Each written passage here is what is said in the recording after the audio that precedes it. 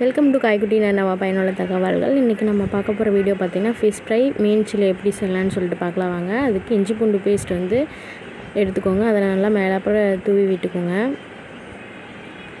அது கூட கொத்தமல்லி தூள் மல்லித்தூள் எடுத்துக்கோங்க. அது கொஞ்சம் உங்களுக்கு தேவையான அளவு போட்டுக்கோங்க.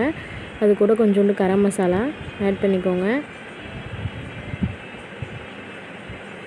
மீன் சில்லி தயாரித்ததுன்னு சொல்லிட்டு மட்டன் ஸ்டால் சிக்கன் ஸ்டால்லாம் இருக்குங்க. அதை நீங்கள் வாங்கி அதையும் ஆட் பண்ணிக்கோங்க. ஒரு சில மளிகை கடையில் இது கிடைக்கும். அதுலேயும் உப்பு காரமெல்லாம் போட்டிருக்கு. உப்பு காரம் நம்ம ஆட் பண்ண வேண்டியதில்லை. எல்லாத்தையும் நல்லா பரட்டி விட்டுக்கோங்க. இது எல்லாத்தையும் நீங்கள் ஒன்றா போட்டு கூட நீங்கள் வந்து கலந்து அதுக்கப்புறம் மீன் மேலே தடவிக்கலாம். இப்படியும் பண்ணிக்கலாம். அது உங்களோட விருப்பம்தான். ஒரு சிலர் வந்து எலுமிச்சை சாறு பிழிஞ்சு விடுவாங்க. அதுவும் நீங்கள் வேணுன்னா போட்டுக்கோங்க. நாங்கள் வந்து இதில் எலுமிச்சை சாறு இது பண்ணல. அதுக்கப்புறம் மஞ்சள் தூள் போட்டு இது எல்லாத்தையும் கொத்தமல்லி கரம் மசாலா இது எல்லாத்தையும் ஆட் பண்ணிட்டு மறுபடியும் ஒரு தடவை நான் வந்து நல்லா பரட்டி விட்டுக்கிறேங்க. அப்போ தான் மசாலா நல்லா இறங்கும். டேஸ்ட் நமக்கு நல்லா கிடைக்கும். டேஸ்ட் வந்து நல்லா கிடைக்கணுங்க. அதுக்கு தான் இதெல்லாம்.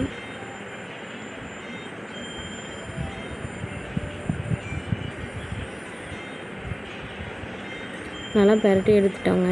இப்போ வந்து ஒரு 20 மினிட்ஸ்க்கு வந்து நீங்கள் அதை அப்படியே விட்டுருங்க. அது வந்து நல்லா இதாகட்டும். அதுக்கப்புறம் வந்து நம்ம ஃப்ரை பண்ணிக்கலாம். இப்போ வந்து தோசைக்கல் எடுத்துக்கோங்க. அதை நல்லா ஹீட் பண்ணிக்கோங்க. அதில் வந்து எண்ணெய் வந்து ஊற்றிக்கோங்க. உங்களுக்கு தேவையான அளவு ஊற்றிக்கோங்க. ஏன்னா மீன் வேகணும் இல்லைங்களா, அதனால். அதுக்கப்புறம் நம்ம வந்து தயாரித்து வச்சுருக்க அந்த மீன் வந்து ரெடி பண்ணி வச்சுருக்க மீன் வந்து நம்ம அதில் வச்சு ஒரு 3 மினிட்ஸ் வந்து மூடிடுங்க.